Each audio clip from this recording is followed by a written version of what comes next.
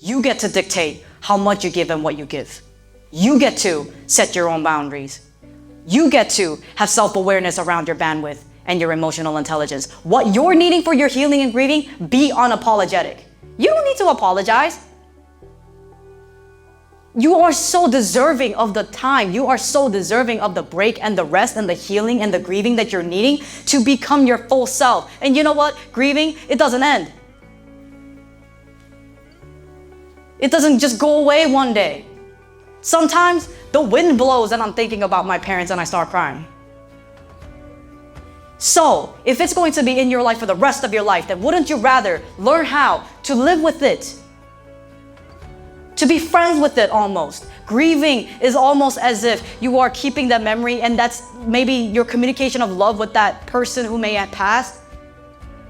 But whatever it is that you're grieving, you are so deserving of that time for yourself. So when the world tells you that you need to be resilient, you need to persevere, you need to think about your future, put your future first. When we talk about hope, I'm not here to tell you to work harder.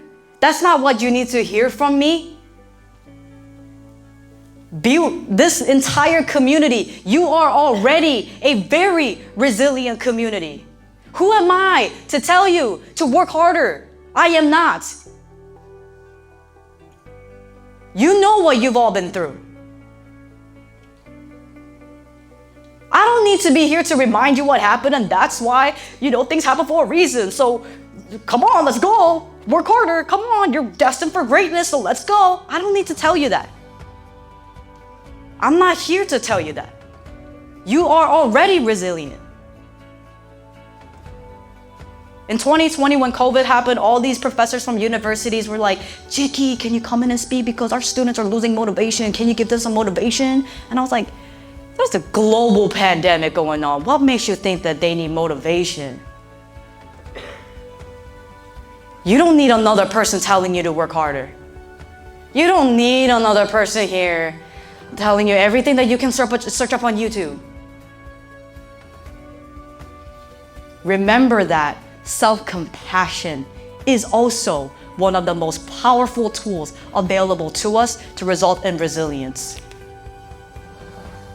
Maybe motivation just keeps coming up because it's what we're so used to.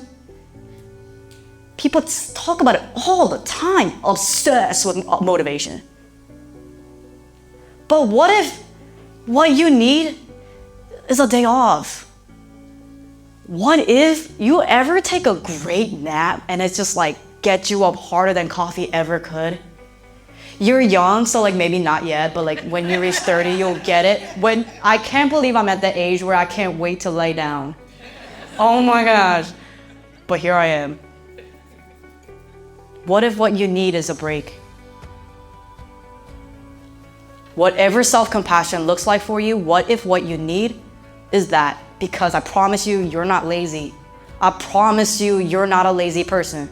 I promise you, you're not lazy. I promise you, motivation is not the issue. It's just that the world seems to rush our grieving. The world constantly wants something from us when all we want to do is grieve and take our time. We're never allowed to take our time. We always have to show results right away. So let's review. I'm not here to tell you to keep pushing and powering through. You're already going to do that. When people tell you to stay strong, people always tell us to stay strong. People kept telling me to stay strong. I've been strong even before my parents died. I've been strong. I don't know where you've been, but I've been strong. And I'm tired. And I'm allowed to be tired.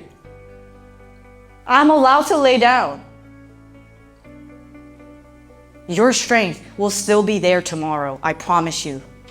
So if what you're needing right now is rest, self-compassion, there is no excellence without self-compassion.